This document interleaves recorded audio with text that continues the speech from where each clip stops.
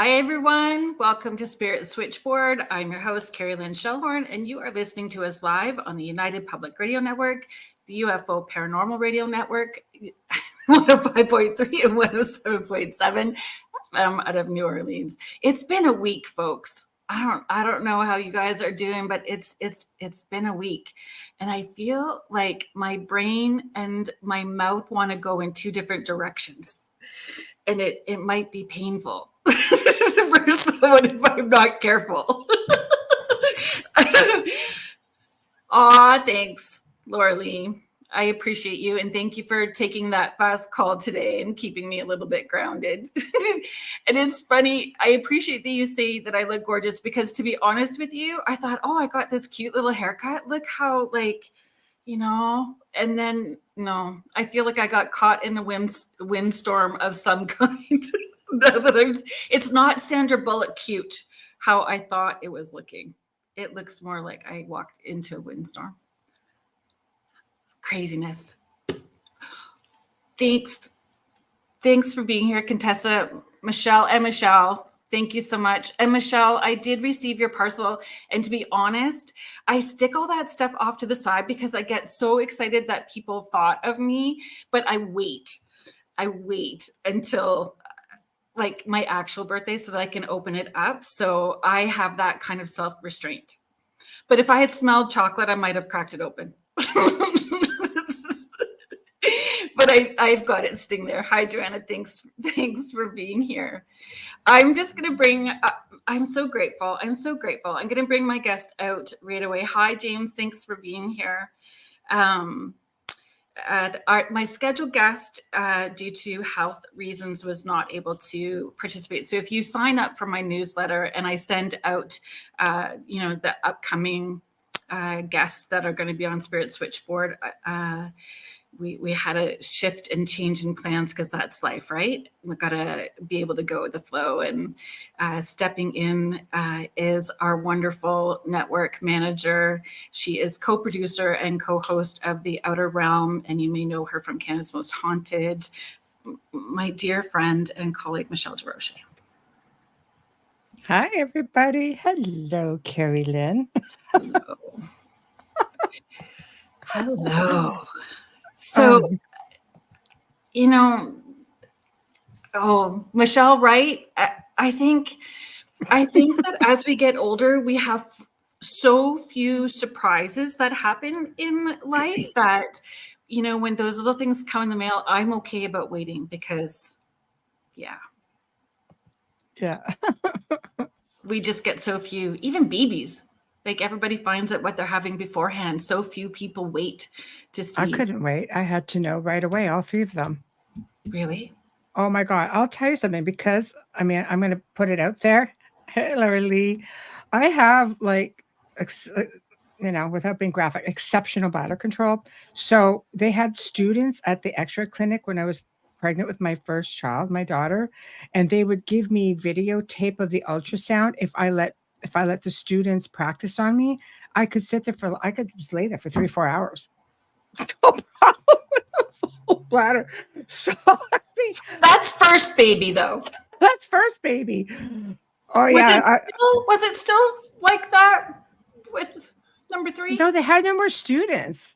Nothing changed with me. I would have done it. I would have loved, miles of video, because the expensive part about ultrasounds is taking the images, but video was easy for them to do. I would just bring a tape and they would just keep going. So of course my sons always figured Andrea, my daughter, was the favorite because she had all that stuff.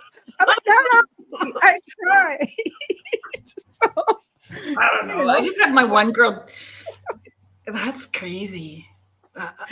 I know. So I had to know. I am far too impatient with anything. I need to know what is going on with everything at all times if it pertains to my life. So do you not feel that the universe just keeps smacking you with, you don't have control over this, Michelle? So this is what sometimes it's like with a giant tuna.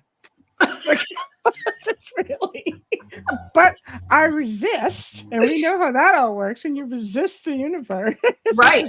It messes you up a little bit. Yes, but I did know every single time. I was persistent.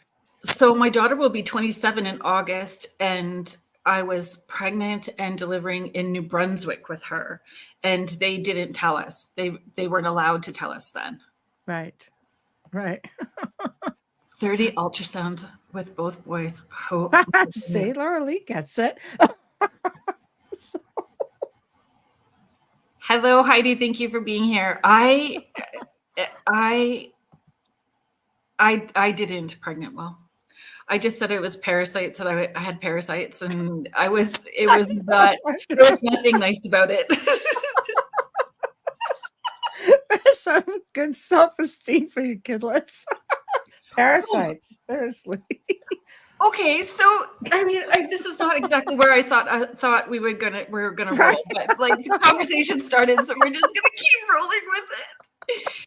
Hi, Deb. Thanks for being here. Oh my gosh, we're on the TV. Well, listen, if you guys, we are now on, you can watch us on Roku. We are on YouTube, Facebook, and we are now also on Amazon. So if you ask Alexa, Yeah, she will play yeah, us. you can listen to it there. That one's the audio, but you could just say, Alexa, United Public Radio. Bam! Everything's right there. Yeah, Can't it's be any amazing. easier. You don't even have to go hunting. So I tried it out. Oh, and did it work? Yeah, it works. Good. It works. My son was quite impressed. Because our grand poobah just drills this into my head and goes, you make sure you just let everybody know. I was like, all right. But I don't have it, Alexa, so I can't try it. Yeah. Yeah. My Nor son do was, I have Roku. I have to rely on everybody else who's got it all to let me know what's going on. I don't have Roku. I Yeah. don't believe I have Roku either, but it's still UFO paranormal, right? Yes. Well, or United Public Radio. There's 2 accounts there. So you can go, United Public Radio, and you can go UFO Paranormal Radio, and it will come up with both. So see, it depends how the brain is working. So which way you want to go? My you brain's have not options. really working. I said it's been a bad brain day all day. Yeah. So tell me about it. Tanny, that's funny. That is funny. Boyfriend's daughter is named Alexa. She does not love when we ask her to do stuff. Laura Lee, I feel that I'm too much of a conspiracy theorist. Alexa sits in a drawer unplugged. Yeah, that's why I don't have things like that. So, yeah. I'm one of those weirdos that covers up like my computer screen, right where the camera's supposed to be. I do all that. I make sure everything is clicked off, and that's that. But then I bought a sound machine, and it hooks up to the Wi-Fi, which is hooked up to everything else. And I'm like, I don't know why I bother covering everything up. But if they want to listen to me snoring every night, then have at her. Like, what is wrong with this woman? Even the dogs leave the room. I know. That's what I say. The dogs don't stay. Why not? Why not? Have fun with it. Right. Okay. We were talking. So you started talking about not weird. Yeah. It's Laura Lee saying that she does the same. Hi, Fiona. When we're talking about the babies, when you were pregnant with your babies, did you have like weird, was the paranormal stuff heightened when you were pregnant? Did you find it was heightened, or have connect in differently in a more heightened way? I had very intense experiences with the other side when I was pregnant. I found the same. I had this idea when I decided to have children, and I said, I want to cut off that whole part of my life, because I knew what it was like being intuitive when I was little, and some things I was okay with and some things scared the crap out of me. Then I found out I was also an experiencer, and I was kind of like, maybe I had it all wrong. But anyway, I wanted to turn it off, and then having the children, I didn't realize that, I couldn't just shut it off with them. They were all very aware. But being pregnant, I think I tried to shut so much off at that point and concentrate on just being regular with my child, me, my baby, and but things were happening a lot that didn't really go away. But I believe in mindset, so the more I pushed it out, the less it seemed to happen, or the less I paid attention. if that makes sense. Mm-hmm. Do you feel that the less we pay attention, the more intense some of the experiences will happen until we wake back up again? Yes, especially after I had my kids. I was just like, look, man, universe. Okay, just look, this isn't going to be a thing. But I found myself being able to, I would reach out more, I find, because as a mom, you just have different requests. And I would always put it out there and say, look, if my children need me at any point, make me aware all the time. I never went to bed without saying, make me aware. And I cannot tell you how many experiences I had. One perfect experience was my middle son, who one time, I mean, he was probably about 2.5, 3, and he knew. I mean, he would just climb out of his crib. It was ridiculous. But this is a kid who could scale the side of a darn door and hang off the top of the door sill, and I'm having a Right. stroke, you know. And anyway, I would be woken up. Sometimes one night I was just jolted in a sitting position, and I heard my name going, Michelle, really loud. And I looked out into the hallway, and he was wandering towards the stairs because he was a bit of a sleepwalker. And I would just bolt over and gently turn him around. But I mean, something sat me up. So it does listen. The universe listens. Your guides listen. And this went on for like, well, I mean, it would still go on if I still did it, I'm sure, because I'm one of those parents. But you know, That's so funny. it was phenomenal, and they were having all kinds of experiences. And Yeah. my youngest son terrified of Grace, and I could never figure it out. Then I found out later in life that they were all experiencers. So I think that I'm still discovering. We're still discovering. Yes. And certainly definitely going gently down that road, Mm. because as I awaken, they're going to remember things as well too. So, Yes. doing it very gently, for sure. Uh, Not that mom. By the way, Yeah. yeah, well, I kind of am Yeah. sometimes too, though, because I just get irritated and want people to like, okay, let's go, Right. let's get on with it, Yes. because the faster we get on with it. But I As think, fast as you can get over it. yeah, well, I Yeah. mean, at some point, you can Uh, only avoid peeling the Band-Aid back for so long, and then you're going to get mm, smacked with it. So you get yes. Yeah. that The big tuna comes fish.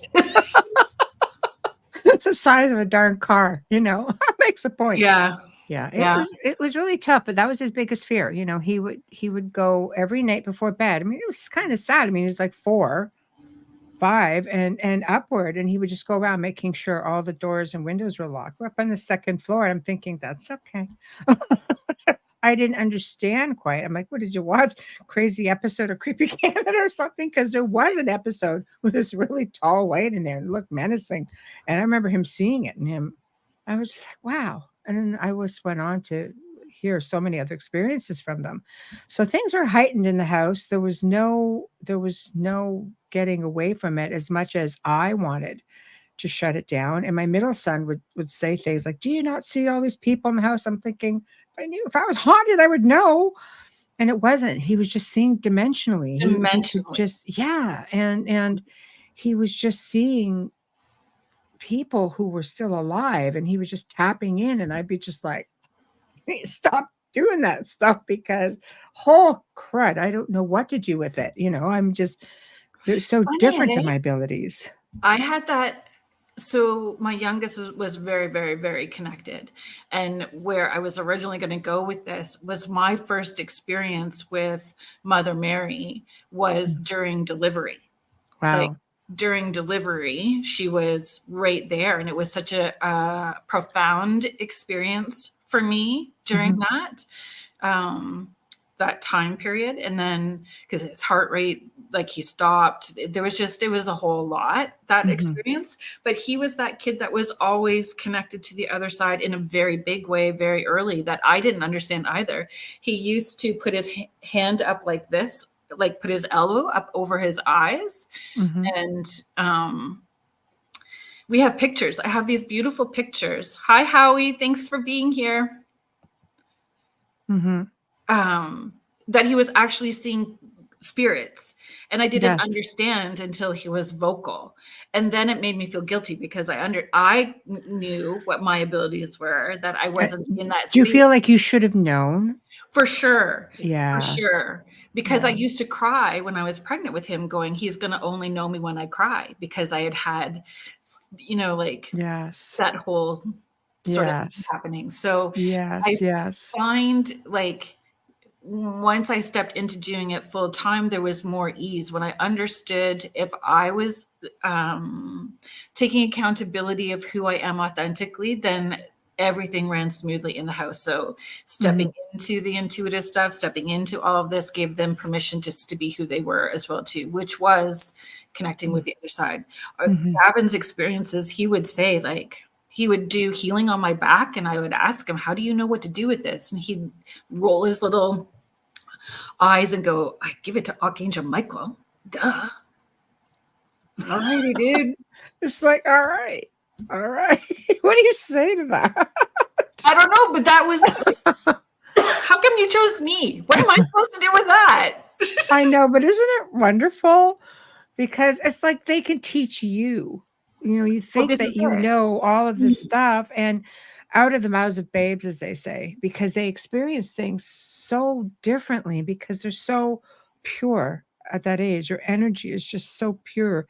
And in some cases, if it's something that they're really concentrating on, they really are extra focused on it. And it's just incredible. It's an incredible journey to watch them evolve. I remember my one son saying to me out of the blue, he was about 8, and he goes, Mom, I said, yes, love. He goes, are you coming back? And I'm just like, what? Where? Where am I going and when am I coming? And he goes, no. He goes, are you coming back? I'm like, do you mean after I die? He goes, yes. Like I'm the silly one. He goes, yes. I was like, well, sorry. It's not a conversation I thought I'd be having with my 8-year-old. Right. And I said, honey, I am just pretty tired from the inside out. I don't think I really want to come back. And he goes, well, I would really like to come back. I'm like, oh, well, that's good for you. And he goes, but I don't want to come back without you. I said, all right, I guess I'm coming back. But the thing is, we're making that decision out of tired ego, right? Not that we live in ego, but that tired human self. And when we're in spirit, we're like, oh yeah, let's go. Sure, count me in. Yeah. But he knew it at 8. At my age at the time, I was like, nah, I don't think so. But then he goes, you've been to Egypt? I said, yes. I said, it was beautiful. He goes, tell me about it. I went, all right. So we talked about it, and he goes, I think you should take me to Egypt one day. And I said, I'll tell you what, when you're older, if you really want to go to Egypt, I will take you.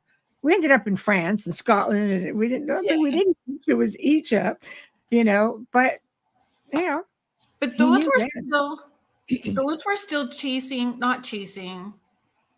revisiting, remembering past lives and heritage and moving forward. So, for those experiences that we were pushing away, do you think that it eventually leads us to remembering all of that stuff, like that bigger collective of our lineage, so that we can bring more forward? Yeah, 100%, because I feel there's always that part of us that wonders, we're like, we don't feel like we belong here or in this time, in this place. There's always something that nags at us, and we never really know what it is. Whether we're picking up on imprinting from our own ancestry, or are we picking up past life stuff, whatever the case may be, I've always found myself traveling to places that I felt very connected to. And once I've been there, I've always said I've left a piece of myself behind and brought a piece of that place back with me.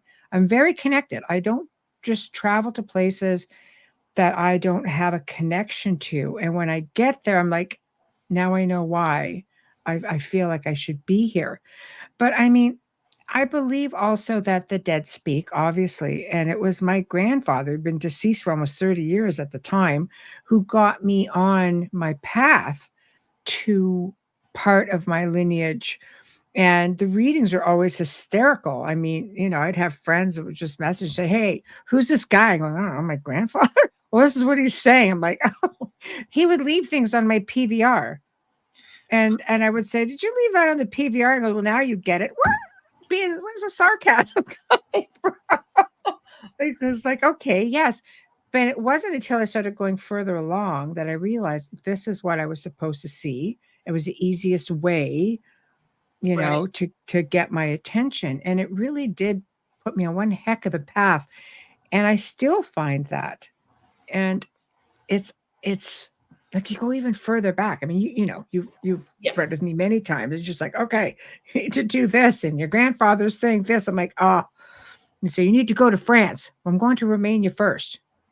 No, you need to go to France. I'll get to France, like, don't go here in the wintertime. It'll be too hard to get into this area. I am not freaking Indiana Jones, Grandpa. I cannot do that. And then when I went to the location in the summer, I realized, okay, yeah, this would never work in the winter. I found myself actually going there. Yeah, this would never work in the winter.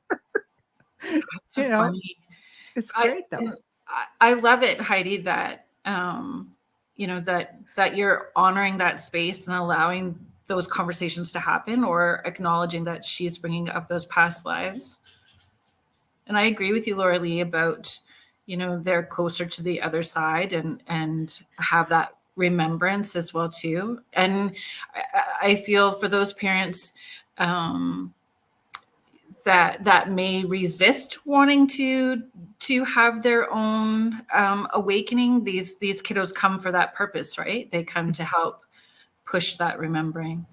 I know my oldest talked about past lives all the time, talked about being friends with his brother in heaven, and they decided that I would be their mom, and Aw. they decided they would be brothers in this lifetime. Like, he talked all about that kind of stuff. It was crazy. Like, Mhm.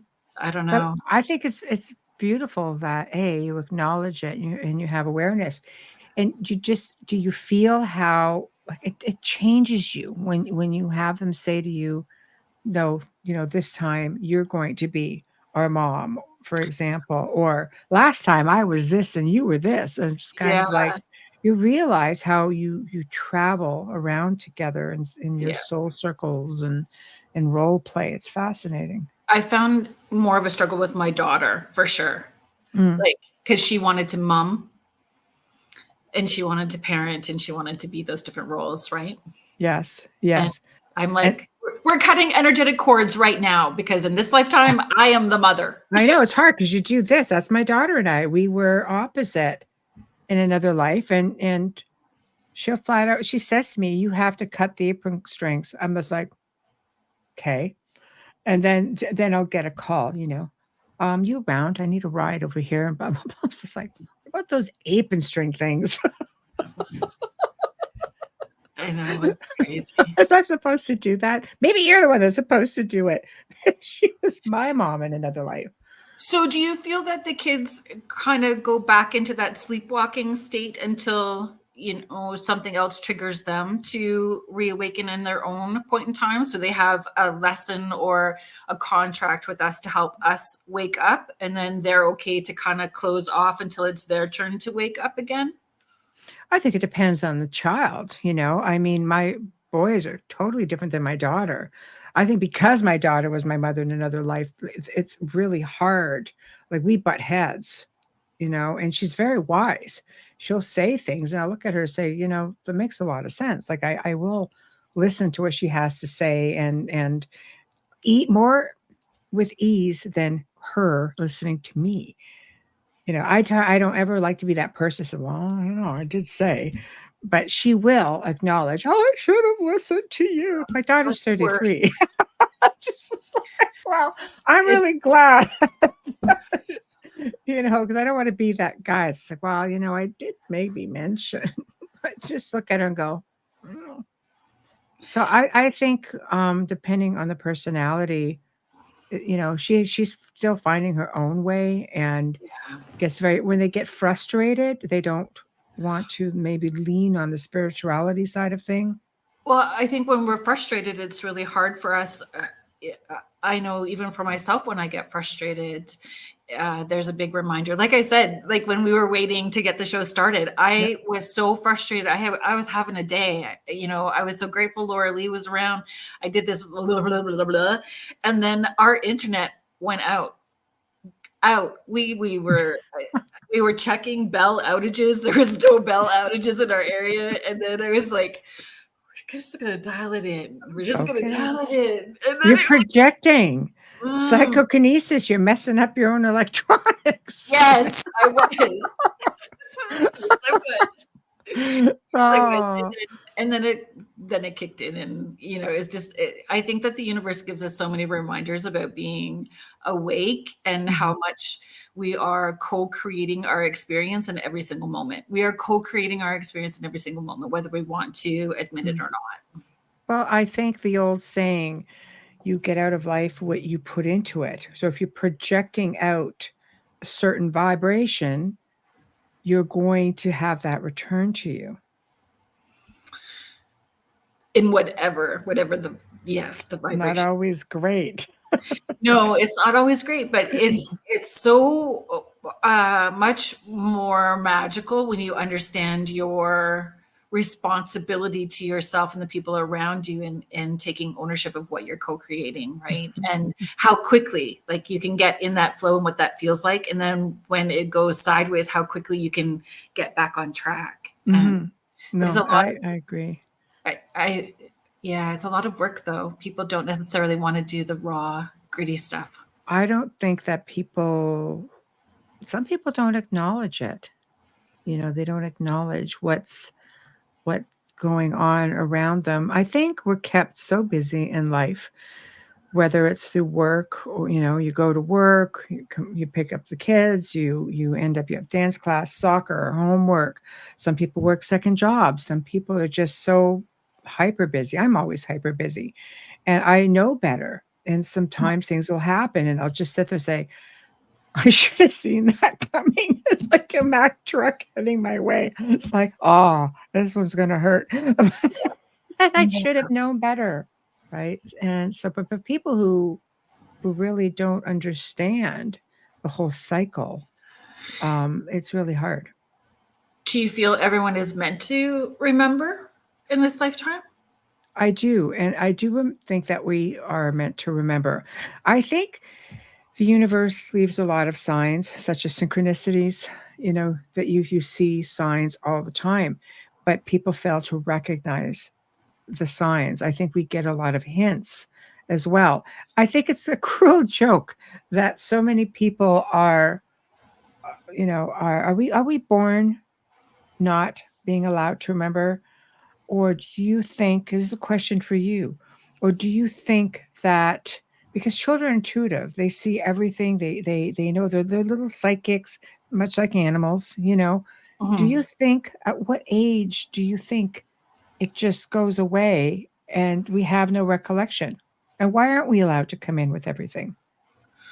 My feeling is the more experiences that children have, with other children who are not remembering, or where that's not part of their in-house conversations and that it shuts down in order to fit in. See? So aside from the fact, I think it's always there, so you tuck it back. I agree with that. I mean, we live in a physical place, so we lean our 5 physical senses, and everything else sort of goes to the wayside. But I often hear people say it's a cruel joke that we get thrown back into this life, not being able to remember our past lives. But then you think about it, it's like, well, if we're here to fix something or help evolve somebody else, you don't want to repeat that stuff. So yes, it would be nice to remember, but I think that takes away from the lesson. I have always used the words, even when I was doing energetic healing for myself, in this lifetime, past lifetime, future lifetime, alternate realities and alternate dimensions. And thank you very much. Like, I've always just like, we are blanking right. in every direction.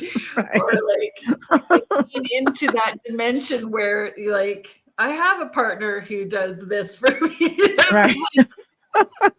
Because I'm sure in the multiverse there is this Oh, happening somewhere, right? Like, good old multiverse. Yes. I think it's a lot of it is reframing as well.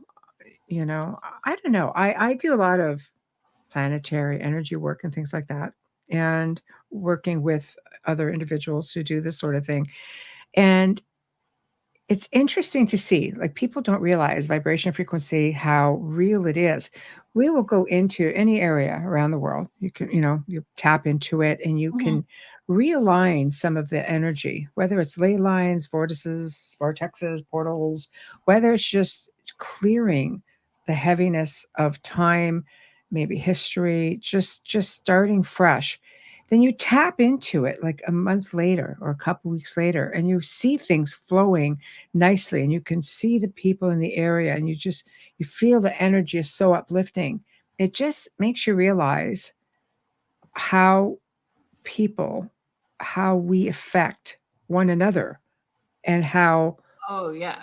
how the planet, we so are connected with the planet and all of life on the planet, the trees, the mountains, even like the stone will hold on to memory as well. And it's been known to hold on to sound and Mhm. all kinds of things. They're phenomenal. I love spending time, not just in forests, but in the mountains as well. And this is why cathedrals, a lot are made of stone, because they will hold on to all that music and that energy. It's fantastic. But can you imagine, like, you have a lot of, I say, unhappy people, broken people, or angry people, or you're in a bad relationship, for example, and you start, you're arguing with somebody all the time.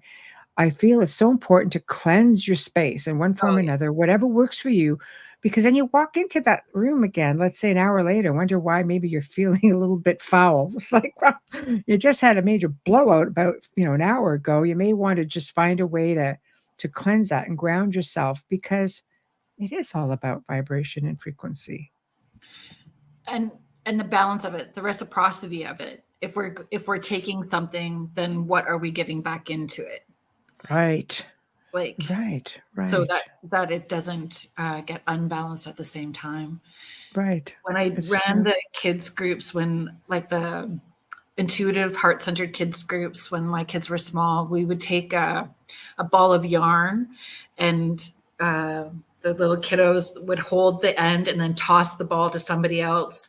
They would hold a piece and toss it, and they would just do it until everybody had one corner, and it would Mhm. be this beautiful mosaic. And then I would say, now you drop yours, now you drop yours, and look at Right. how it's all falling apart. Like we're all needed, right? We're all needed to Right. hold It's our true. piece. But I do feel more and more people are recognizing their light and holding that pillar in the Mhm. space that they are in. Mhm. That's very important. Very important. Yeah, cleansing sound healing frequencies for sure. Just even clapping your hands, and sometimes yelling the F bomb in your car. Sometimes it feels good. Yeah. It does feel good, and it Yes. shifts the energy and everything else along with it. I mean, you should be driving with me. You'll hear me flop that word around quite a bit. In nature. Yeah, salty words are sometimes my best friends. Right. Salty words are sometimes salty Just words. expelling that energy, just, So projecting. when we were talking about like past lives and stuff too, Mhm. I do not find people overly obsessed about it, and then they're not focused on what they're doing in this moment. Again, redirecting and not wanting to be aware in this moment. Like I'll everybody wants to be Cleopatra. yeah. Well, don't we I just all? don't get it. But she No, had it pretty rough, just saying. I So know. If they I really don't know. Why would you understood, want to do that? Right. I yeah, think people do get hyper focused hyper focused. Yes. on past lives. And part of all that is the whole DNA, maybe related to this famous person or this Yeah. famous person. And but when you find out, and then they find out, wait a minute, one company was lying, and then it got bought out, and now it's all the information being collected. I always looked at it as a collective information. I dealt with with, genetic labs long before any of this was a thing. But I'll tell you, finding out that I had certain past lives, I sort of found myself missing an individual in that life. And Oh, there was a double-edged sword for me. And I one understand. example was the longing, and you feel like you're mourning all over again. And it's a terrible feeling, and of just like, oh my gosh, like I'm missing this person, and you can't have this person in this life. This person chose not to return. You need to go on and move forward. But in the same respect, I would have spirits come through saying, don't you remember me from this time? I'm sorry, I don't. So now I feel like maybe I'm hurting somebody else or disappointing somebody else. Oh, yeah. So it's great fun to go down that road, but at what cost to you, your family, your life? You can't have that life. It's gone. I Hi Tony, thanks for being here. Michelle Plummer, I've sorry, let's just go. Michelle, I appreciate that. I love that you trust your intuition, and I bet you that it will contribute to some of my lessons, I'm sure, because your intuition's always bang on. When it comes to past lives, I have never had a big interest in knowing. I've always understood that some of it's carried forward with me in this lifetime, influences, things I'm scared of, or things I'm drawn to, pieces of all of that. And I said it last week on the show, actually, too. I just assumed that I was an a-hole. I assumed that I was tall. I assumed that I was bad. I was good. I've been male. Because we have to experience duality at some way, right? I agree with you on that. In I order think to help other people with the lessons, right? If we're meant to be a teacher in a different lifetime, to be the teacher and the students, we're having to see from all different perspectives. I assume. Well, you can't. No, I think you're correct. I don't think you can advise on something if you haven't experienced in one way or another, whether you were a healer or a laborer or whatever the case may be. I mean, we all like to think that, oh yes, hello, the queen. It's great, but I don't think I'd really want that life either. But I do think that somehow, because we're still the same essence, and if our spirit, if we have traits about our spirit, for example, warrior, I've always had this warrior mentality, but I also know it comes from lineage as well. So what are we picking up on with that? Is it actual DNA through ancestry, or is it something that is embedded within our essence from past lives? I think sometimes maybe we confuse the two. You think maybe sometimes? I'm being general,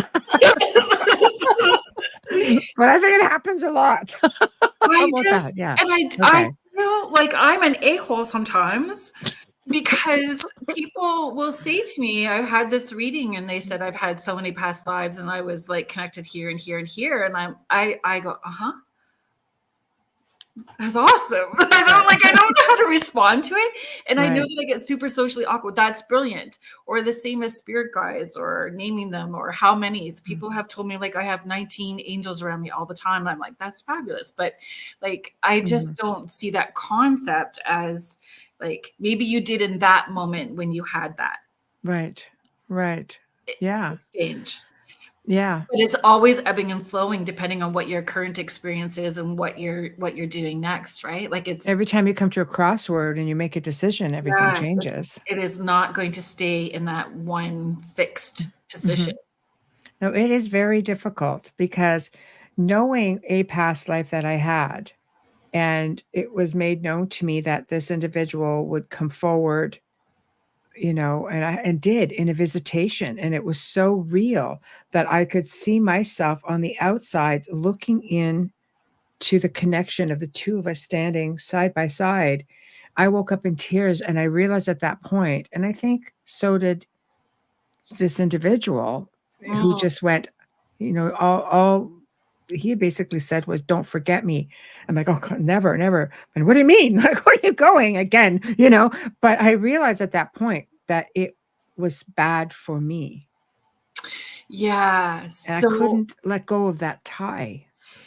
So that's interesting. I had a very similar experience with a fellow that I was seeing, and it was an instant memory. We and one evening, so we woke up one morning, and we had both had the same memory during our dream time at the same night, Sounds and like dream weaving a bit. it was, and we Yeah. both woke up remembering that the daughter that we had in that past lifetime is my son here, my one Ooh, son, yeah. who is everything like that person to a T. Musical, Say that's so crazy. similar facial features, Mm. very, very similar, and just not meant to be together in this lifetime. And you do grieve that. You You do do. grieve it. But I didn't look for it, and it was weird how it came forward out of the blue like that. Well, it's interesting to me because this person was still here, and it's like here in the physical. So you have that. There's always that opportunity, like Yeah, I think that's what Lori was saying. so. Lori Lee was saying everyone wants a twin flame relationship too, right? Sure. They're looking for it, but Sure. it's not. Sometimes you wait your whole life for that person. Sometimes you miss the boat because you don't recognize it. Sometimes it's not meant to be. Or And not understanding sometimes what a twin flame is, yeah, having a romanticized version in your head. right. Right. And soulmates are not always what you Oh, think. They're not always your teacher. companion. Sometimes you're your best friend. Sometimes it's just someone passing through that affects you so Yeah. profoundly or assists you in one way. Could be your dog. Right? I'm saying I had one little chihuahua. She's passed out, but I'm sure that dog thought she was human. But that was my little soulmate. All 2 pounds of her. So I had never thought about people like I kind of poo-pooed it until I learned a little bit more about people reincarnating as animals. Yes. I poo-pooed Yes. it. I know. Apologize to anybody if I gave you the look. Right. It's like, If my look It's the look. spoke It's like, before my words. But sure. I Sure. I'm learning to say, like, from my Right. experience to this point, this is the only place I can give, any Yes. comments Yes. about it. But But definitely have it's learned free more. will, right? You can Yeah, and come back as dimensional. anything you want. I didn't understand that either, right? Like you Mhm. can pop off somewhere dimensionally or other planet as well too. That's right. You can. You can. You can reincarnate into an entire others, race or Species. species, other planets. Well, you have to be nice to your extraterrestrial friends. I know. And I I've think had contact with really loving ETs and some not so much, but you really feel like there's a kinship. could some of the ETs be our future selves coming back to check in on us? There is a theory that they are, and a lot of researchers just shrug it off, and then there are those it's 50-50 on the fence. I don't really know, if it's them in the future coming back because there's a lot of when you start getting into time travel and things like that, like, there's so many complications.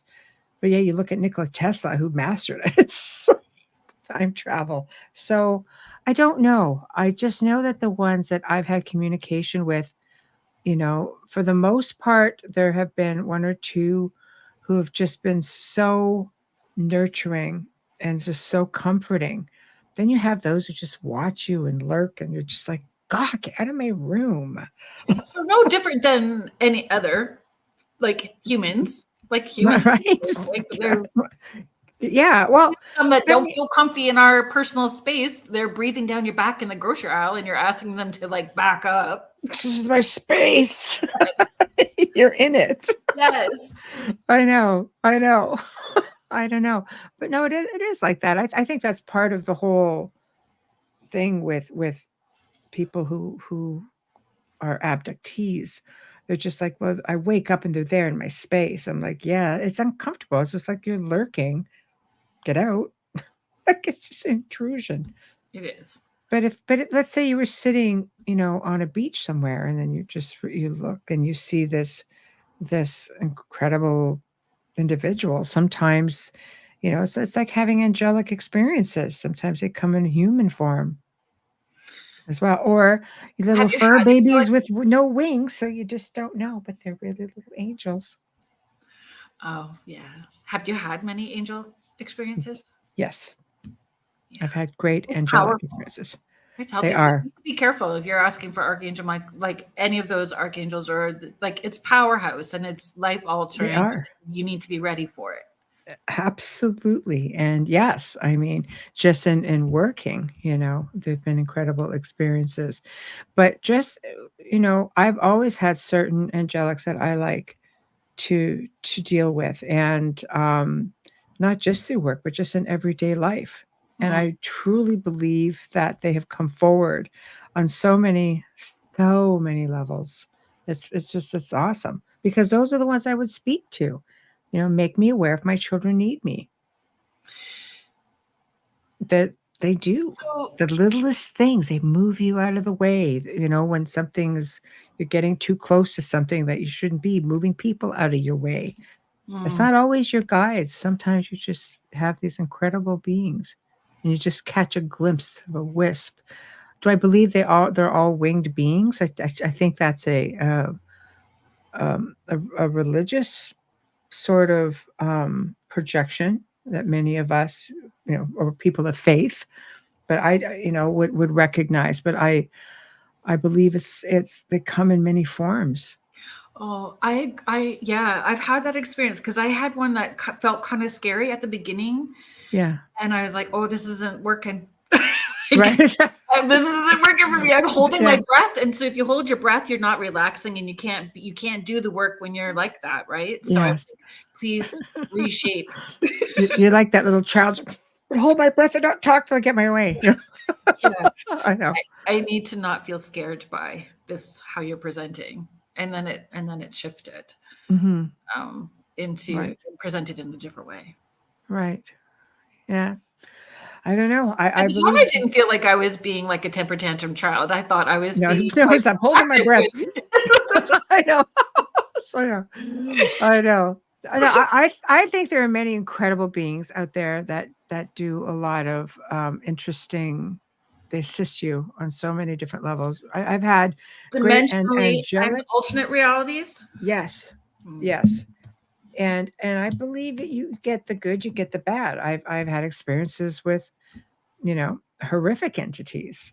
Some So, people will be demonic and they look at them as demonic. Sometimes people will look at them as just being some other race of being that's coming in dimensionally. I mean, we're part of a multiverse. It's not black and white. We have so many layers of dimensions. And when you think about it, it's like listening to a radio station. You can only listen to one at a time on average. It's the same idea. I mean, once in a while you might pick up on a cross frequency, but on an average, you're going to tackle one at a time. Jen is asking, what do you think about sleep paralysis being spirit? I've had many types of people during sleep paralysis episodes. One was a soldier standing up in full uniform. I've done entire segments on sleep paralysis because if you're within the field of the paranormal, it'll be called the hag syndrome. Something malevolent sitting on your chest, giving you that oppressed feeling. In ufology, they'll tell you it is affiliated with abduction. And ironically, in the paranormal and the ET world, the smell of sulfur it works for both.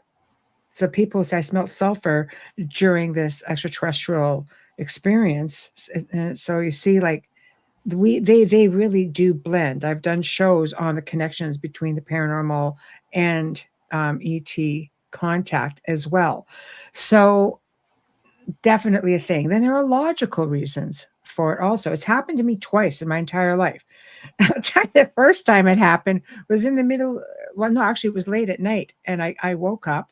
My second one was in the middle of the day, And I was just sort of lying down, just trying to regroup a little bit and not sleeping. And it totally happened.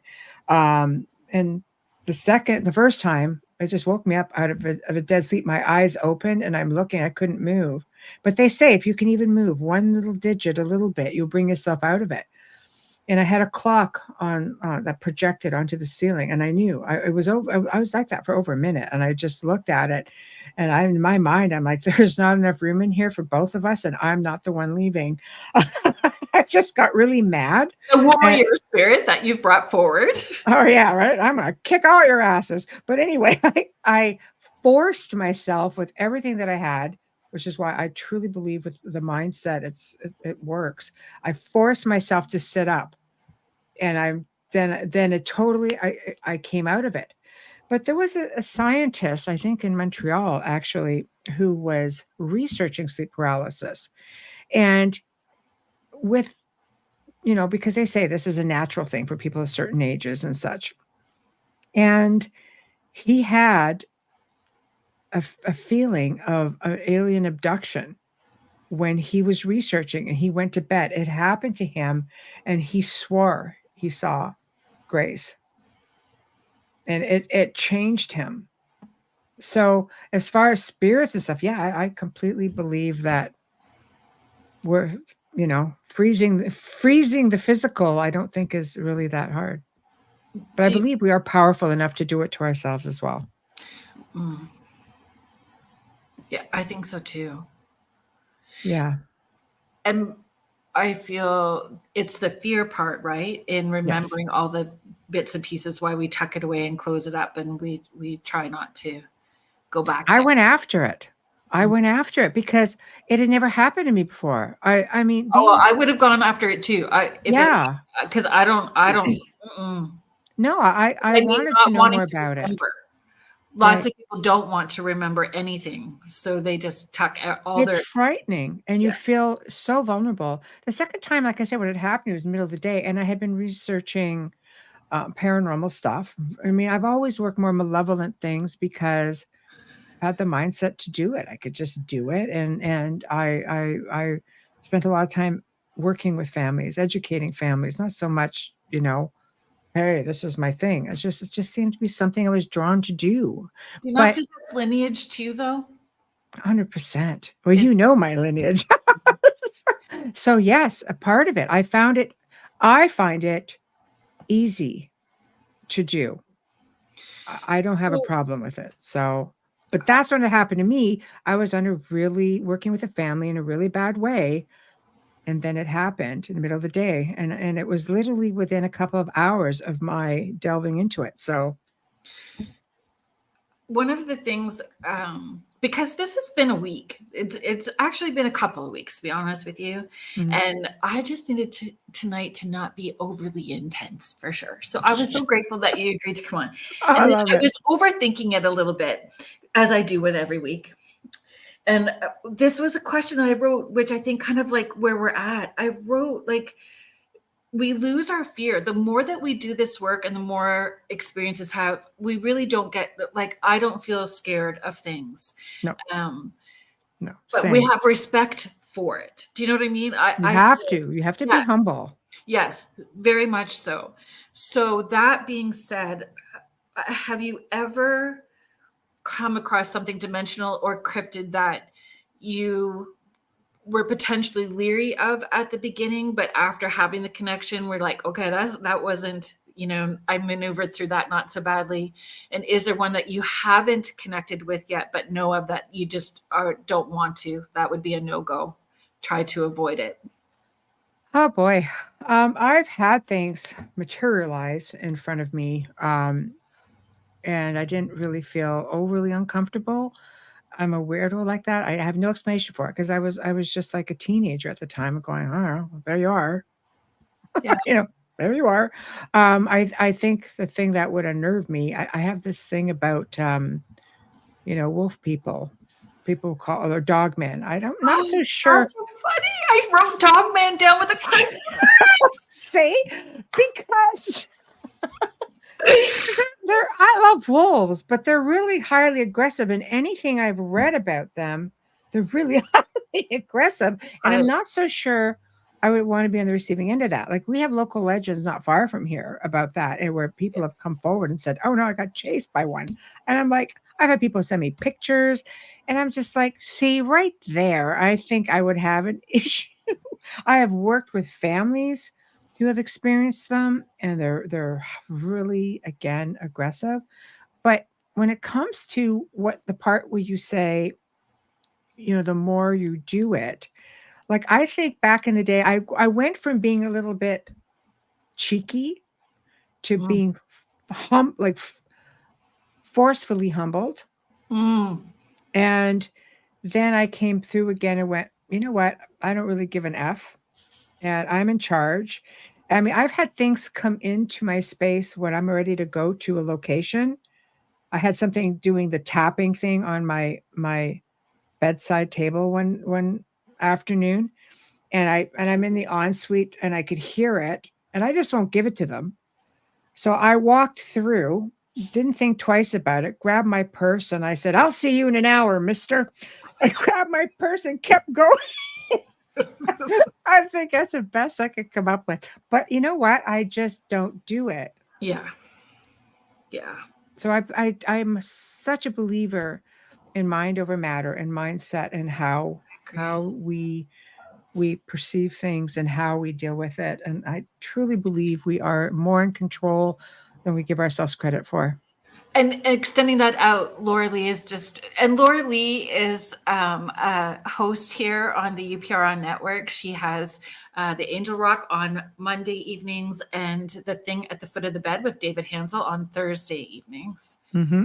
So please, take a listen to the archive. She's saying the Black Eyed Kids are her thing. Yeah, see, they're wiggy as well. And she's saying giants as well too. So I'd be okay with giants, I think. I think I would be too. As long as they weren't trying to eat me, because there are stories of those who are just giants, and there's stories that if you go out into like European areas like Sardinia, where they were really big. So, but if we believe that mindset is a big part of things, if we hold on to fear, then the universe is not necessarily recognizing the fear part, just recognizing that we're putting energy into it. So they're just responding to the vibration and the energy. They're not necessarily responding, and it's what to they emotion. want. If there's any truth to the fact that negative energy or fear, if they feed from that energy, like a psychic vampire sort of thing, if they feed from that energy, then they would try to rile you up. And we just keep falling into it. Yeah. So I agree with you 100% on that. Skinwalkers, yeah. It's a whole other No, it's true. They're pretty aggressive as well. We've come across them through, RVing and stuff. Like they're around.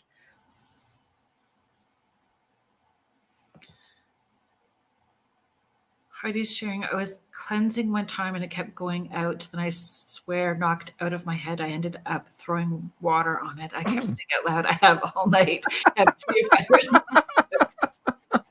Exactly. I can go 100. How many do you want to go? Right. Yes. And I think that's what part of it is, that we've had different lifetimes. For sure, we've had different lifetimes in dealing with this. And it's almost like harnessing and remembering that we have all of these ancestors who had these experiences that are with us. So we don't have to feel alone when we're doing it. And I think that's part of where people hang on to the fear, right? Is they feel they're doing this alone, and we're not. No, I think it's important to realize that we have generations of ancestors who stand behind us, and sometimes we forget who we are and where we come from. With my ancestry, I just sit back and I'm just like, I often will hear someone speak to me and say, remember who you are. Like, I'm an ass kicker, that's right. And I'm just gonna go out and walk the 2-pound chihuahua that has me wrapped around its little paw. So you see, it doesn't always work that way. You see a grandchild, you're just like, oh. Oh yeah, I know. You don't look like the big fierce person people like you are, because there's just certain little beings out there that just totally melt you, you know. Oh my God. I think I actually wrote down something about the dogs too. This is so funny. Actually, you know what I was thinking about? Well, because Laura Lee and I were talking earlier too, when I was having my little meltdown. Not good, Carrie Lynn. Oh, do you know what? Do you know what it is? Is that I'm leading up to holidays. So I You're try to take, tired. yes. So I know that's what it is. I know, Yes. like, I lied to myself all week this week. I just have one client. I just have one client. I just have one client. And then I would just get through each one and then I was done my day. And then I did it again. I just have one. So now I could do this. I could do this. yes, totally just psyching myself into it. And then I have one more event on Sunday night and then I'm on my holidays for a little bit and Very I nice. can balance out. Well, now you could just kind of like ease off and just, you know, you're having a good time. And Yes, exactly. yeah. Exactly. But I was thinking, and it was just silliness. Like sometimes silly questions are fun too, like in having just silly conversations, not necessarily having to be, but please, folks in the chat, if you guys have questions, shout them out and we will bring them up and address them best that we can. I love open mic because anything goes. We talk about anything. So I was going to ask you about snacks, sweet or salty, in your jammies, cuddled up with Wayne, watching What We Do in the Shadows, you and your pups. Do you grab sweet or salty?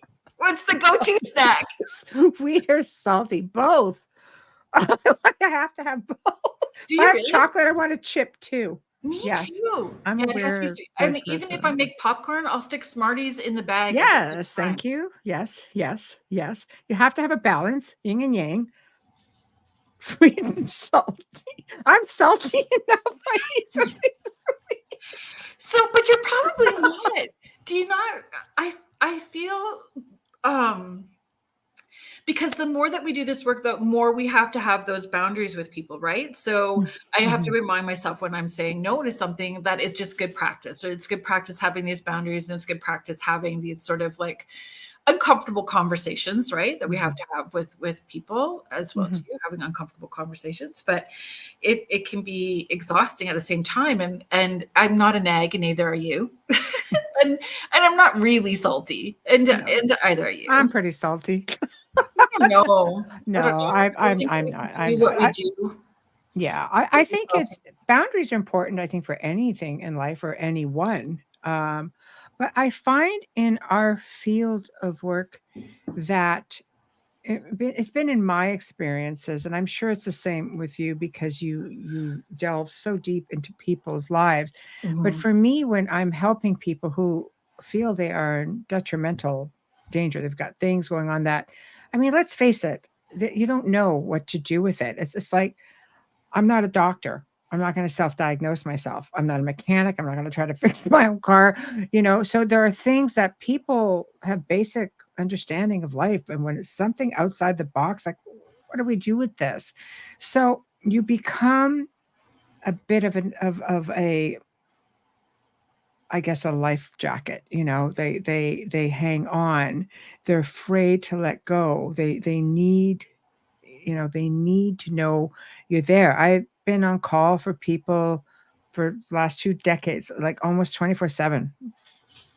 Like I did that for a long time. I had to set boundaries with myself and just say, not even so much with other people. I had to set boundaries with myself and say, I cannot be there all the time to be that you know, that support all the time. Yeah, It was harder for me than it was for them. Agreed. I agree 100%. And remembering that we're getting in the way of somebody else's awareness and awakening by, you know, shielding them. So we're preventing part of their journey from unfolding as well too. But then how do you not? Like I cannot stand by and watch something, you know, terrorize somebody either. I mean, if you're given the ability to fix it, you fix it. But in the same respect, sometimes what do you do with somebody who's projecting out that energy themselves and they think it's something Right. else? Like, So it's like setting it up like a hospital triage, right?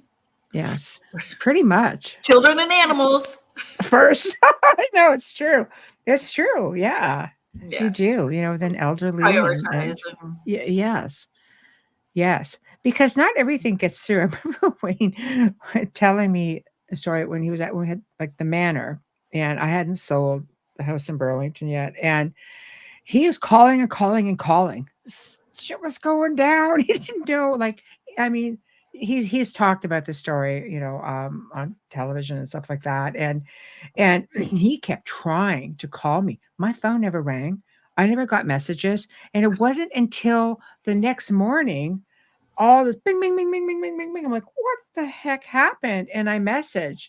He'd been up all night and told me what happened. I was just like, I will be right there. And I had to come in and assess what was going on. And something really nasty came through, true. wreaked some havoc. But he listened when I talk, and he just took charge. But the feeling of unnervousness didn't go away. Like, it stayed with him. He goes, I've never experienced anything like this. And it's like, But how great for him to have his voice and be pushed to use it and see that it worked at the same time, oh, right? he just did. He yelled at it. He goes, "Gah!" Like he just lost his Yeah. mind. Because I lost my mind.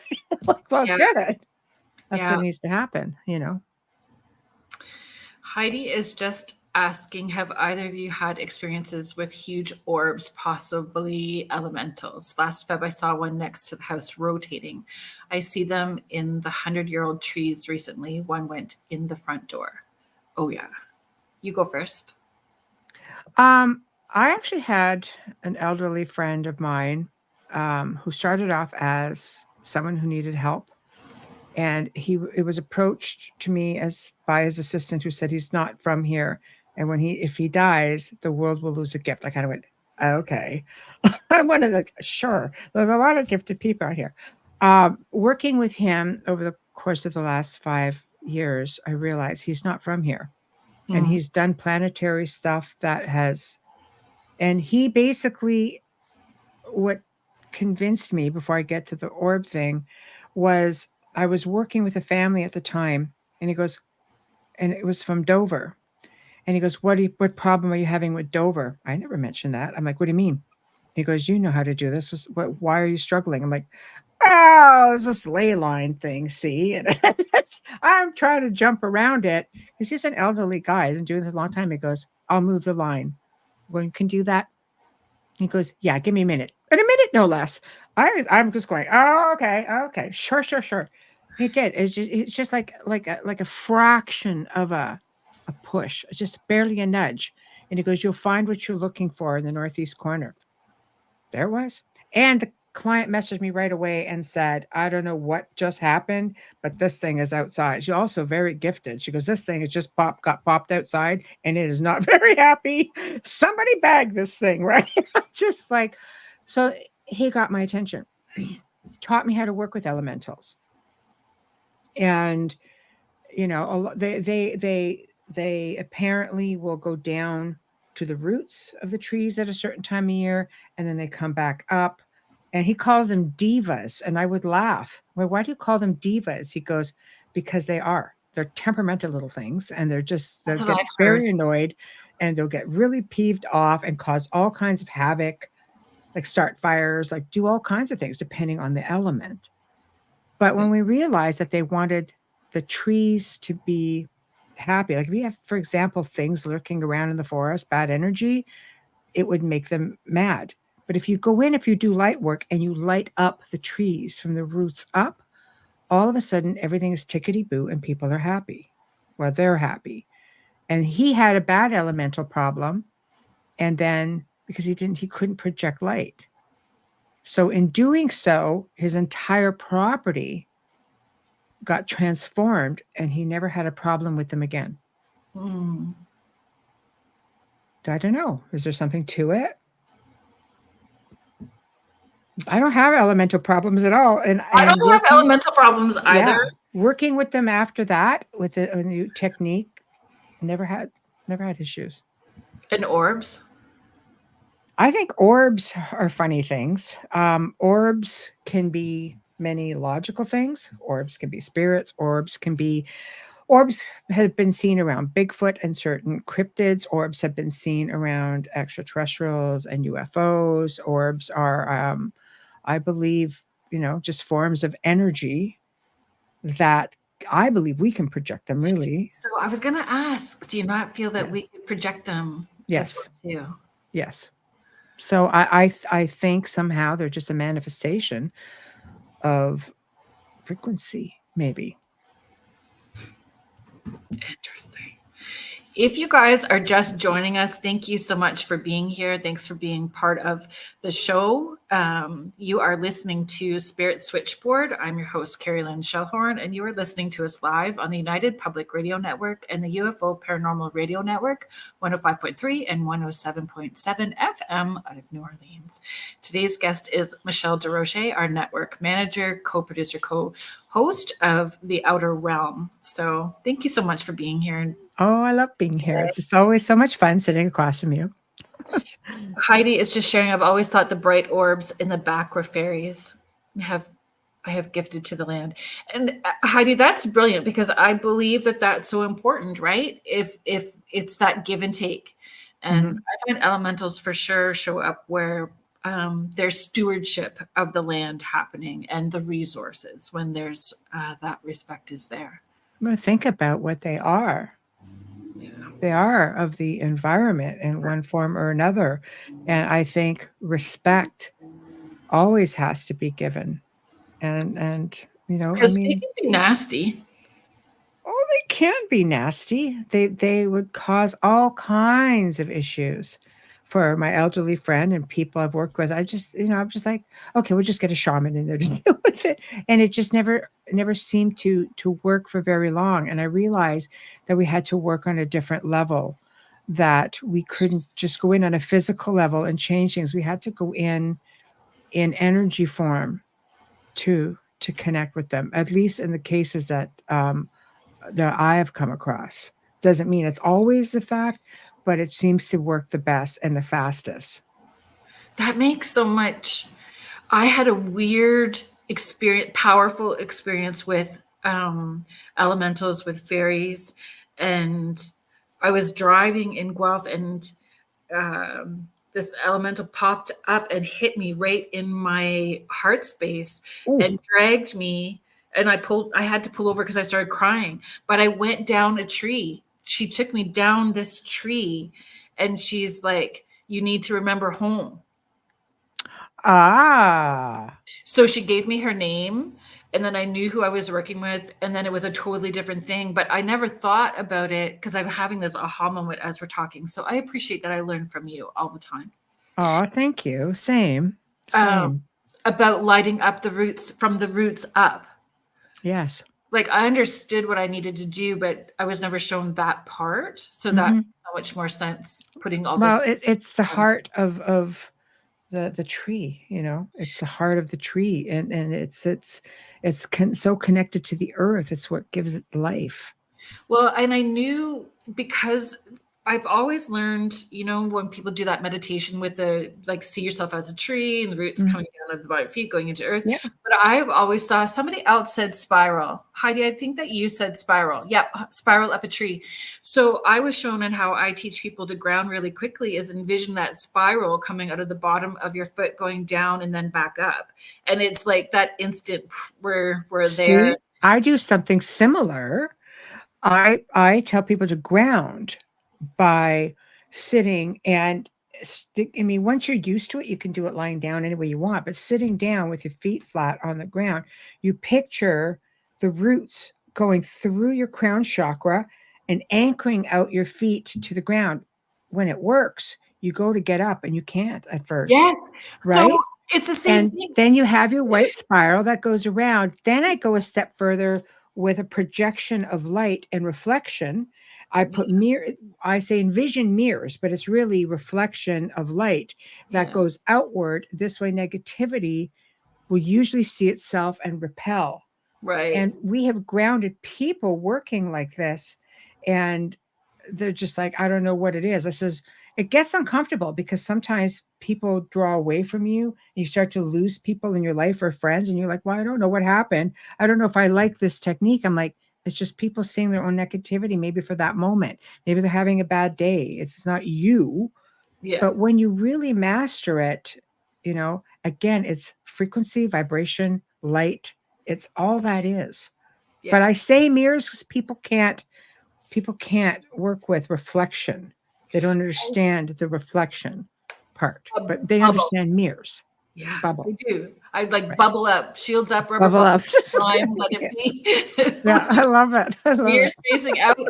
And yeah, yeah. Mirrors facing out even, but for sure. And it is a practice. And that's where, reminding people it's a practice. So Mhm. you may not do it every day, but then eventually you will. And you'll recognize when you're Many off kilter times and you too, come right? back to it. Yes. If you find you're just having a really bad day, you just picture it for a moment. It only takes a moment, and you can bring anybody in your bubble that you want and Yeah. ground them and keep them safe too. It's what I love about it. And you could just, after a while, just close your eyes for just a split moment, and you've got the whole process happening, and it really makes you feel better.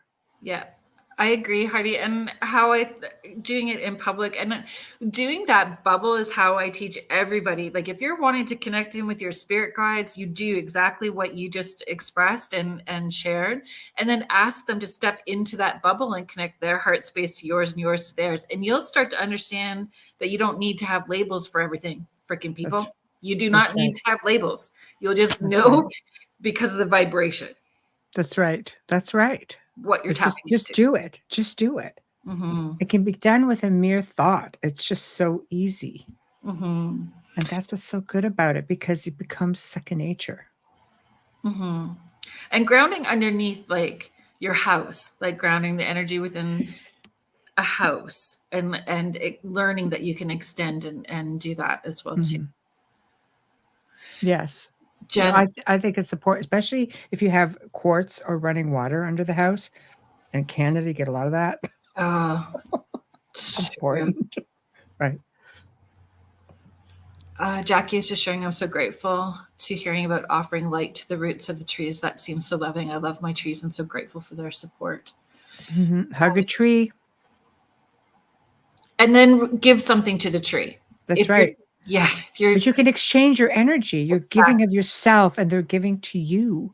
yeah, Trees are intelligent beings that communicate via their roots. You want to keep the roots healthy. yeah.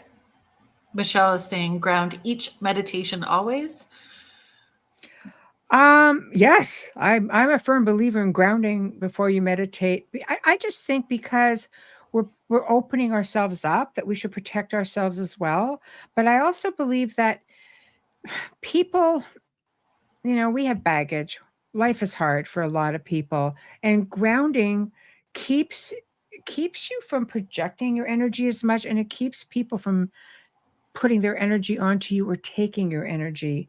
They don't mean to. We just do. If you have somebody who's angry or sad, and if you're empathic too, you're going to be affected by a lot of that. And grounding will help you with that. You'll always hear me say, ground, ground, ground. You may have But techniques that work better. yeah, not everyone understands what that means either, right? Hmm. Protect your energy. Yeah. That's what grounding does. And Earthing. when my kids were small, I used to draw like a stick figure inside a bubble on a post-it note. And, Very nice. and I stuck it on the bathroom mirror so that when they were brushing their teeth, they needed to remember to, like, shields up, rubber bubble with slime, what color is That's your bubble, make brilliant. an egg. And then Yeah. then when they would get home, I had a sticky note by the door with a stick figure, like with waves, like it looked like waves on each side. And Right. I'm like, okay, slough her off. Like, whatever attached, we're just gonna make sure it doesn't come in the house. Stomp your Yes. feet, shake it off. We're just gonna Yeah, brush brush it it. off, shake your hair out. Start Yeah. young. It's this energy. It's easy to move around. I love that. Sticky notes. Mm-hmm. Yep. The land here is full of quartz, lots of energy. James is in Washington. He's got his cabin in the mountain with the Sasquatch that live all behind him. See, I love that. Mhm. James, I'm sure your life is never boring. No, he is a wizard. I love that. A whiz. Yes, I love that. I love that. I do believe that you can coexist nicely with them. There are people there's a group of researchers who have them. They've been, working with a certain group for a few years, and to the point where they have been able to communicate with English words after over a period of time. And there's recordings, and you hear a Sasquatch coming out and verbalizing, saying, Mike. And he goes, Hi, it's Mike. And then you're just, Hi, Mike. Like it's very slow. I believe anything is possible. There's a lot of stories out there where people, whistleblowers, have talked about seeing them in underground bases, working. Just, but people have seen them around UFOs, where you see Bigfoot. If you look, you'll see orbs, and sometimes you'll see crafts. So I don't know. This is just another theory that's bouncing around out there from eyewitnesses and such. So we're dealing with a degree of intelligence here. So I believe that too. Could they also be like multiverse as well too, or alternate realities? So there's this species that's been hiding out here, but also one in this alternate reality, and this one as well. Yeah, full on quantum. In fact, I had a guest come on my show twice. I'm happy to connect you with, and he wrote a book called Quantum Bigfoot. Really? Yes. And how I found him is I was watching Alaska Killer Bigfoot, because I had one of the guys on my show. Okay. I can connect you. Okay. Anyway, he came on, and he was on the show. Scared the bejesus out of the guys. Were kind of like, what? It was how they get into your head, how they use frequency. So I get believe into your that. head. I'll connect you. I'll send you emails, and you can tell them that you spoke with Michelle at the Outer Realm, and bring them on, because like the one guy had on, he was a guide. He was there to keep them safe. What he does is he takes out tours to Alaska and protects you from grizzly bears. And he was hired to keep the crew safe. And he goes, the stuff I experienced and what I thought, man, there was definitely something out there. Yeah. Because that was a fascinating, everything about that. And did they not send out like frequencies as well too at that? Yeah. They projected out sound. Yes. This guy. I will connect you. Seriously, he's wonderful. He's done the show twice, because he's got a couple of different books, and then I can connect you up with Kyle, who we had on the show, and he talks very openly about what goes on, or what went on while he was filming the show. I think there's a lot of different there's a lot of different theories with them, but I also believe that there's a if they can work with frequency and mess with you through frequency, then there's definitely something going on. And there's people out there, researchers, who believe that they are a few seconds ahead of us. That's why you don't ever catch them, and they go through portals, which I believe they do. So I'm starting to believe that a little bit more, like having a portal as well too. And do you think just got to RV them? You'll see. Well, okay, that was my question, Michelle. Yes. Can we remote view through them? You can remote view them. When I had spoken to my elderly friend who had worked with them and other beings, he said you need permission to do it from them. And I said, that's interesting. And then all he said was, I'll get back to you in a few days. I was like, okay. Again, it's one of those okay moments, right? And then I got a phone call, and he goes, I've acquired permission from you. And all he did was give us coordinates. He goes, tell me what you see. We're just kind of like, went in on the coordinates, RV, and kind of went, well, shit, there's a freaking Bigfoot right there. And there was a portal. And they were aware of us. So much That's sense. the thing. They were aware of us, and they just didn't even flinch because we had permission. We just didn't sneak in. And the only time, I mean, if you happen to come across them through RVing, that's one thing. But a lot of times, there were pathways that would get blocked through energy, things like that. And it would just be like, clean this up. So all right. I have a gentleman, I have two, Richie B. So Banter with Richie B is his podcast. So he's coming on with his co-host, Wojo. I love it. Steven.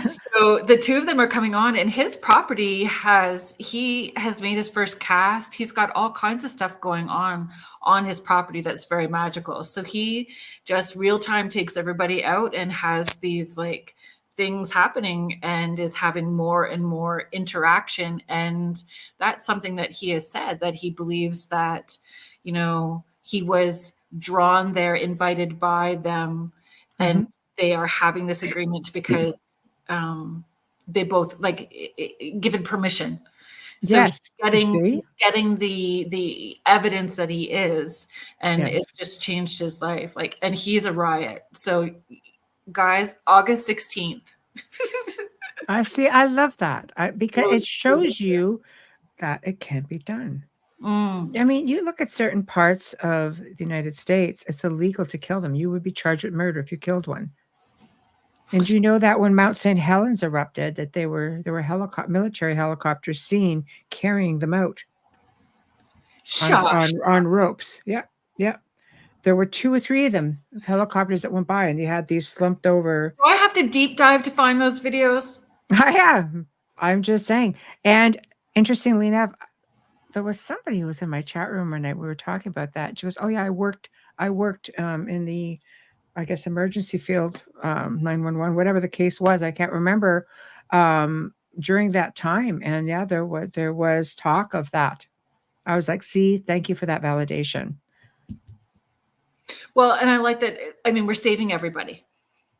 Yes. All creatures. Yes. All here. Yes. Well, those, I guess, were pretty important, but it's strongly believed that they are fully aware that they exist and that there's a relationship. The military governments, there are parts of California where there are bases and where Bigfoot roam, where you can't even enter that part of the forest or the national park. So they're aware. Yeah, there's so many in the indigenous culture that do not believe that they are telepathic, don't want to acknowledge or have that conversation at all. Which is really surprising because there are so many of the indigenous cultures that have great oral history of extraterrestrials. How do we know this isn't just like a crypto-terrestrial or from someplace else? Like, I don't know, mate, but not all experiences are great. You look at Alaska Killer Bigfoot, and there was a Bigfoot in that area. The reason they went back there is because this thing was murdering people back in the day. The whole town. Yeah. The whole town had to go. Yeah, that's right. That's right. And then when they also believe fire happened. Yeah, see? But they also believe there was something more to it than all of that. So yeah, I agree with that, for sure. Yeah. And then the telekinesis. I've always felt that Bigfoot would have telekinesis and telepathy. Absolutely. Moves Absolutely. They work with this frequency and projection of energy. Really, they're brilliant. So what caused one? I mean, you have a killer among how many that are peaceful? I'll tell you, Well, is it just rogue one? Maybe. I mean, what happened? Did somebody come in? Because there is history of the Spaniards coming in through that area. Like, there was a lot of stuff that went on. So what did they murder? Did they murder them? And then, they retain that memory. So now it's like, no, none of this is acceptable. I don't know, but I'll tell you, I mean, they are everywhere. They're everywhere. My son has a property out in, East Ontario, and they had a caretaker staying on the property. And after I had people on this show talking about Bigfoot and what not to do, and apparently what you don't do is go around with pots and pans going, bah, bah, bah, bah, bah, trying to scare. They look at that as a sign of war. I found out that night. So I messaged the caretaker of the property, like, okay, whatever you do, don't go out there banging pots and pans around. And he goes, oh, it spooked him because he'd be out, he'd hear at 4 or 5 in the morning, tree tapping and pitch black. Because I know nobody's cutting wood. I would be like, do you want a snack? I know, right? What a stack. Oh yeah, he was doing like he was half indigenous, so he was doing like tobacco peace offerings and all kinds of things. It wigged him out to the point where he couldn't stay. Interesting. Yes. So Jen is just sharing with I follow a psychic who asked for permission to remote view Bigfoot, and they invited her to their home, tunnels in the ground. They had babies and acted like any other family. Wonderful of her to share. Mm-hmm. And yes, that's what I've heard. Like, and schools. Like, I had another guest on, and I'm hoping she's connecting me with someone else as well too, where like the Bigfoot had like their school teaching them about structures and teaching them about. There's a lot more to it than what people think, and I think we need to make, if you're going to come across one, you might want to consider, communicating telepathically and just saying, I'm okay with this, and being respectful. They were probably here before us. Hands down. Do you know how many tunnel systems we have? You can remote view and see all that. Do you know how many tunnel systems there are? We have cave systems in some of our forests and such that have never been detected. They go really deep. There are a lot of people that, they truly believe that we do have an inner earth community, like a whole other ecosystem, everything. Heck, go to Cambodia. You can go into a cave and see a whole other ecosystem. It's there. It's massive. I know. I know. My brain. Cambodia, Carrie Lynn. We'll go to Cambodia. I know. My leave with us. We're off. 18 grab Amelia along the way. Yeah. I know. It's all there. Do you know what? Sometimes I feel like I'm a lazy psychic medium because I'm not. I know that I'm not. I think because I'm doing so much. So like the time that I have is so minimal, and that I don't do all of that stuff, though I would love to. So now I need to make more time for that. But I would totally, yeah. It's a lot of fun, and it's stuff that people don't always think about doing. I've always been given downloads. I've always been given information. I will be presented with a situation, and I just at that moment somehow I know what needs to be done. I don't know how. But do you need to know how? Like, do you need to know the whys or hows? I think we just get it, and then that's part of the trust factor that gives us more. Yeah, but aren't you curious? There have been times where I'm like, I don't need to in the moment. I don't care. It's there. I instinctively know what I have to do. But sometimes I think about it. I'm just like, I'd really like to know where the hell that comes from. I'm supposed to know, they're going to let me know. And I'm so busy doing so many other things. Yes. I'm done when I'm done. Right. That's true. Jen is saying, yes, Michelle, they did communicate with her and said some strange things. I can't remember. See, I love that. Mm-hmm. I love that. I mean, sure. But I'll tell you one thing I did see while we're on the topic of different type of beings. For those who think that dire wolves might be a thing. Now, on my property in Burlington, I was doing dishes, and I look up, and it was March, so there was snow on the ground. And I'm like, what the hell is that in the backyard? Because I had close to a couple of acres surrounded by a ravine, and just something massive was chasing a rabbit. All I see is this rabbit going, go, rabbit, go. Before I saw what was coming. And it ran into one of the outbuildings and, into the fenced area. All of a sudden, I see this humongous. I'm thinking, is that a freaking dog? That is too big to be a dog. And I realized it was a wolf. I grew up north around timber wolves, so I know wolves, right? And they're big, tall, lanky things. And we have regular wolves or smaller. This thing came in, put the brakes on, to stop from running into the side of one of the outbuildings, haunched up, and then came down and put its chest out and looked. And I was like, phone's in the other room. I'm a handful of dish soap going, oh, again, the researcher in me is going, I need a phone. But there's a huge picture window. And I'm going, if I move, this thing's gone. And that's exactly what happened. I think I'm going to move real close to get closer to the back to the kitchen window.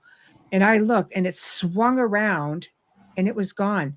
So Wayne came over that day and he took measurements. He went out to the snow because it was a beautiful day and it just packed down. It was the size of his hand. Crazy. It was the size of his hand. I have those pictures.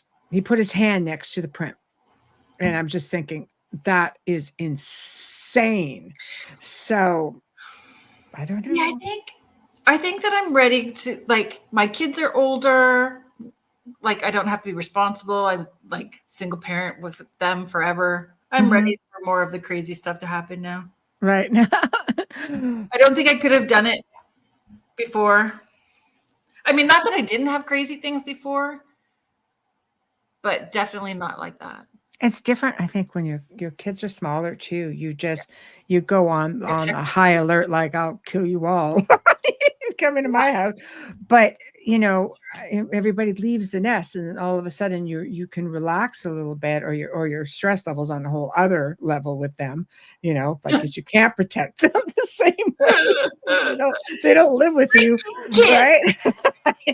So it's like, damn it. But I'll tell you, like, I am all about. I love high strangeness. I mean, I really love high strangeness. But that whole area was known for, like, as in Canada, we don't call them, dogmen per se, but more like they're called wolf people. They look a little bit different. And I've got all kinds of stories, even from people I know who have seen them.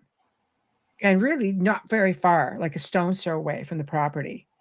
Wow. They were there, and it was a friend of my son's. He goes, oh, he and his dad were driving one night, and he said they just walked across the street, and then they went down on all fours and then got up on 2 feet and walked away. I'm like, see, right there, that is way too close for comfort. I think it's because it's the reaction time. Like, we wouldn't be able to witchy woo into that faster than they could be aggressive. Do you know what I mean? I don't know the reaction time. Do you know what I mean? I totally get that. And reaction time when you're in the middle of that holy crap moment, you're kind of like, yeah. So you can't, like, that's where maybe the leery factor comes in. But I don't know. There's very little that I'm scared of.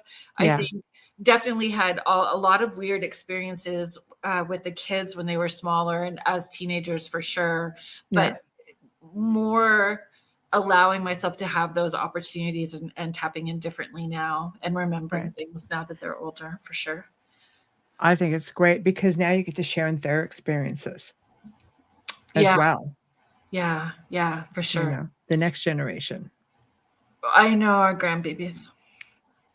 I know. Mine one day was looking at me and he kept going like this. And I'm like, what? What do you see? What do you see?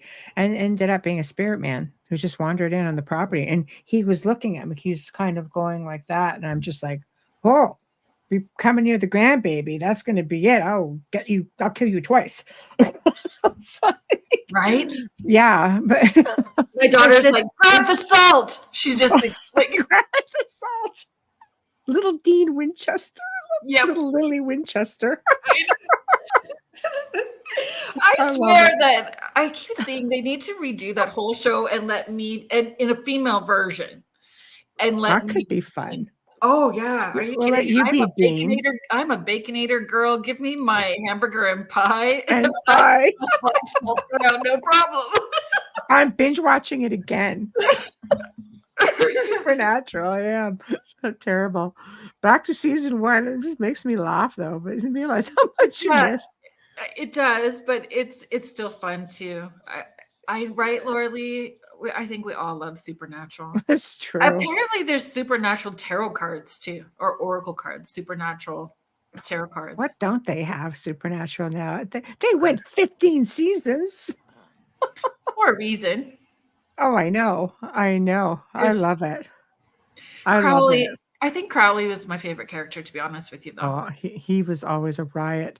Yeah. Scott, those guys just worked him over so many times. Just left him like, what just happened? Oh, Lordy, you have them? The tarot. Of course you would. I want what they do in the shadow cards. I have. Oh my goodness, Contessa Martin, you need to help me because I'm having a moment. Miss Ives. Miss Ives. Mm-hmm. Oh wait, Contessa, because I'm having a brain fart and I'm Vulcan Penny mind. Dreadful. Yes, thank you. I was Vulcan mind melding with you. If you felt that little tickle at the back of your head, that was me. Sorry. Penny Dreadful. Yes, Penny Dreadful. Yeah, I love that show. Penny Dreadful. So like her cards, I have those cards and they're actually quite magical when you're using them. It's really fun. Jen, I understand that my oldest son is 31, no baby, but still a baby at the same time. It's true. It's true. I know. Best advice somebody from either that you read or that was given to you, that was articulated to you when you were stepping into doing this full time, from somebody in this field. Best advice. Somebody that I've read. Or read. Like I don't do readings at all. But no. picking up stuff. Book. If you best piece of advice that you received, I would say you received when you were stepping into doing this more full time, and what the best advice that was given to you. What piece of advice have you hung on to? That was my grandfather, actually, long before I ever got into this field, was very, very gifted. The whole family was, and he always said, "You can feel fear, never show it. Always keep your head straight." He goes, "And always be firm, polite, but be firm." He said, "You are completely in control." I was, I don't know, 12. Wow. Never thought in my mind to get here, but I'll tell you something. Those are words that have always stayed with me, because I was always having experiences at that time, which is why he was having the conversation with me. And I got myself out of, having things going on within my home. Right. And that was words from him. So Lorraine Warren was also someone who said something to me that was impactful. Love them, hate them, agree with them, don't agree with them. I'm just going based on something she said to me in a conversation when I sat across from her. And she said, "Dear," she says, "there's no such thing as experts. We're all students." And that always stayed with me as well. I'm like, no, it's true.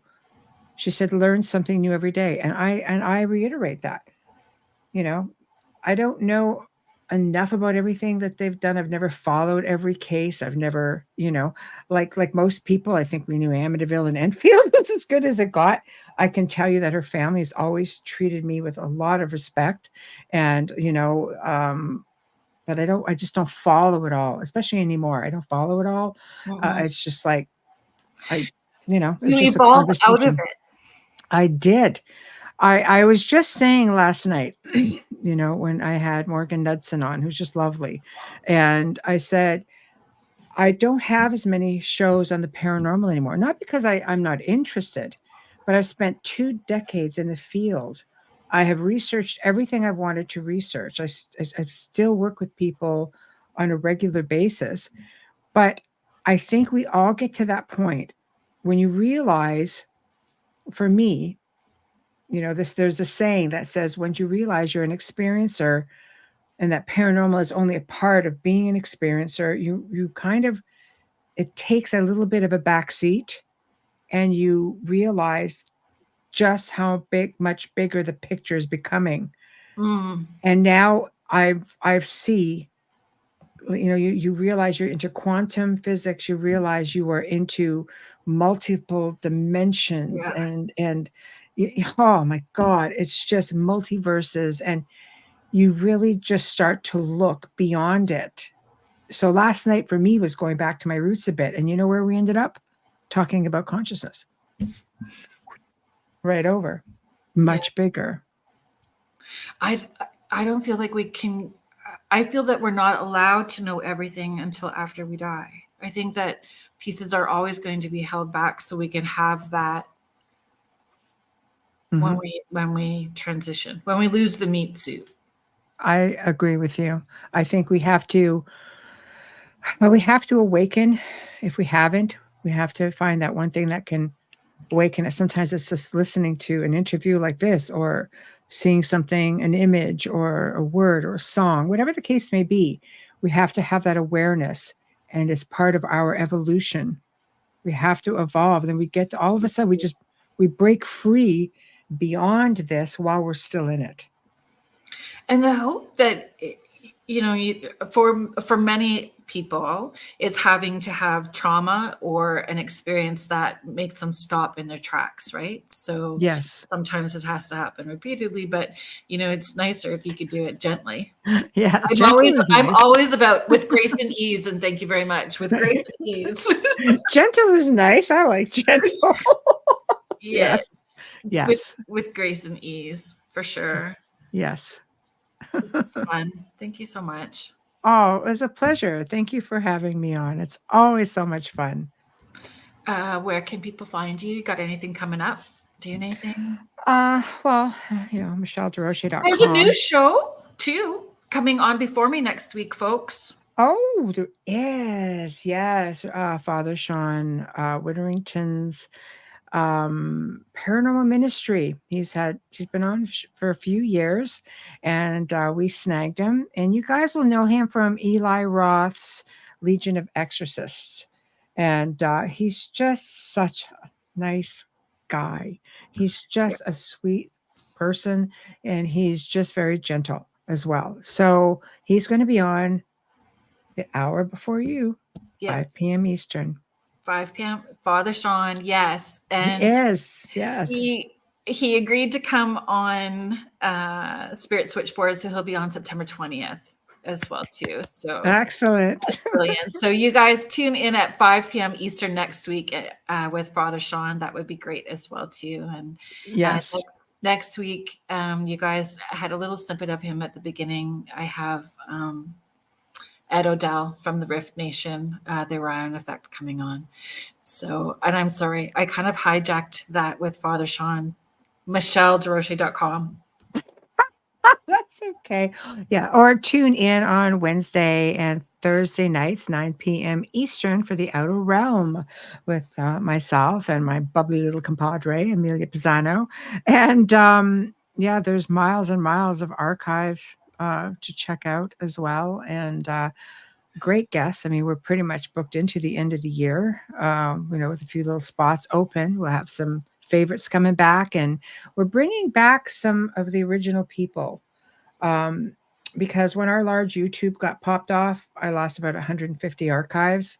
Wow. And yeah, so we're bringing back some favorites. And one of those favorites is my friend Laura DiDio, who was I guess, worked for the newscasting people for the Amityville Horror when that story broke and the Ronald DeFeo murders happened. And she knew Ronald DeFeo, and she was there for the Hans Holzer thing. She was there for the whole seance thing that went on.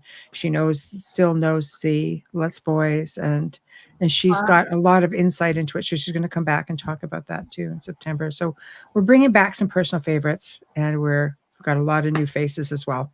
That's exciting. I'll be tuning in. Woohoo! I know. I love it. She's wonderful. She's wonderful. There's so many actually great shows, and the network has expanded to like 40 different shows and hosts. Yeah, we're up there.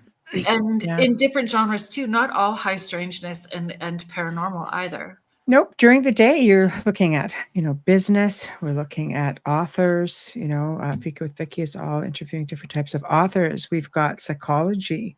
The show before yours right now at 3 p.m. Eastern with Dr. Jana Greenberg. And there's a lot. And the day shows are going to start filling up too. So there's something for everybody.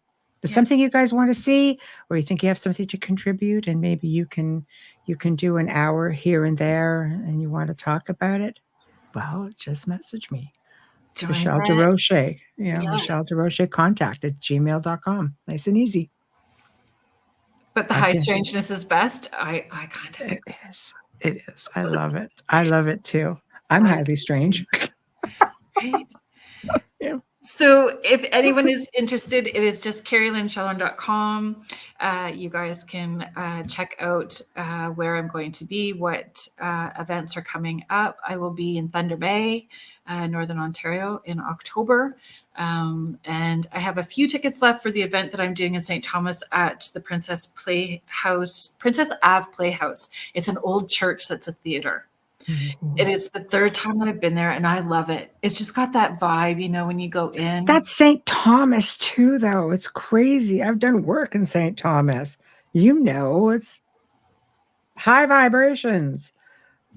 It is. And right along the railroad tracks too, right? So having the railroad tracks there is also something extra on top of it. Yes. Well, there's a big history of Underground Railroad there too. Yes, I love it. And when I get there, I feel like I'm doing speed dating with dead folks. It's like I bet you are. I bet you are. It's really hard to keep up. Well, yay, Carolyn's in the house. I think that's what happens, though, is they see somebody that's wanting to connect in and is able to, right? So I think people get excited about being seen and heard, and that's important. Exactly. You really are a switchboard. Spirit switchboard operator. Thanks. You're welcome. Thanks. Well, thanks so much, everybody that participated in the chat tonight. Thanks for being here. You guys help make the show what it is. And I'm always so grateful and humbled when you guys hang out and participate. Thank you so very much. And thank you to the United Public Radio Network. Thank you to Joe Montaldo and to you, Michelle. So the UFO Paranormal Radio and the United Public Radio Network, 105.3 and 107.7 FM out of New Orleans. Good night, everybody.